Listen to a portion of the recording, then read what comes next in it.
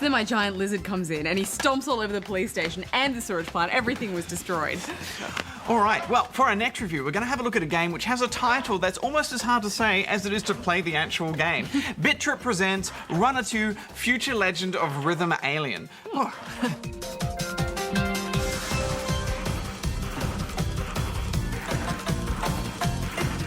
You know what, let's just call it Runner2. Good idea. Yeah. The original game, BIT.TRIP Runner, had a retro 8-bit art style, but the sequel looks far more contemporary.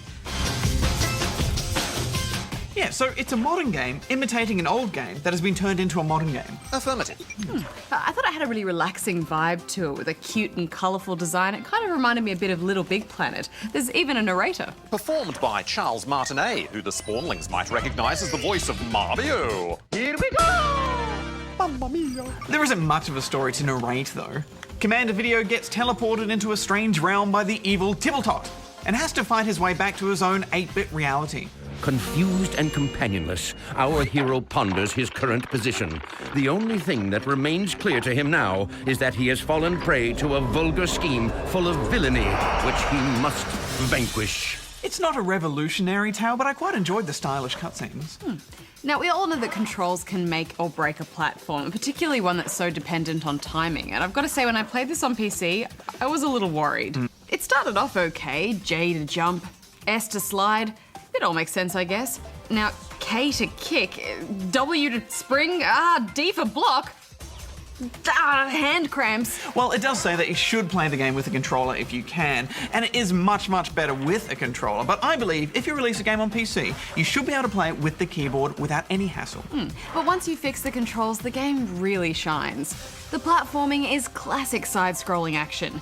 You guide the perpetually running Commander Video through 5 uniquely styled worlds, each with 14 levels to jump, slide, loop-de-loop, and kick your way through to reach the finish line and the big bad boss at the end of each area. The BIT.TRIP series has always been about the relationship between gameplay and sound, and Runner2 is no exception. As you become familiar with the world's theme, the beats become a guide for timing your actions.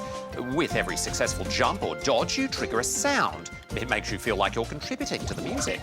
You don't have to collect everything to complete a level, but it certainly adds a lot to the rhythm of the music. Yes, it certainly is hard to resist chasing that shiny, shiny gold.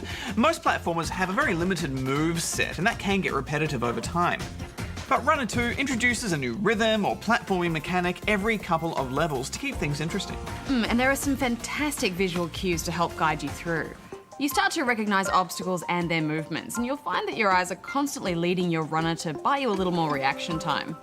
I found by the time I reached the harder levels, I was just instinctively reacting to what was ahead. I believe they call that being in the zone, Hex. And there are times where you'll be fluidly moving through the levels and the music is swelling and everything's going perfect, like you're conducting some incredible complex orchestra of platforming mechanics.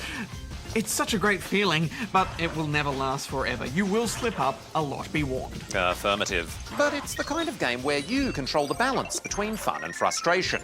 You can take the casual approach and just focus on getting from point A to point B in one piece. Or you can unleash the completist inside and go for the glory of 100%! What are you giving it, Barjo? Well, it's very hard to fault this game. Keyboard issues aside, I'm giving it 9 out of 10 rubber chickens. I thought the music had such a great hook. I found myself humming these songs long after I put the game down. I loved it too. I'm giving it 9.5. So, would you like to see how I went interviewing Ed Boon? Well, all right, Darren, this better be good. Yeah, our reputations are at stake. Yeah. Of course they are.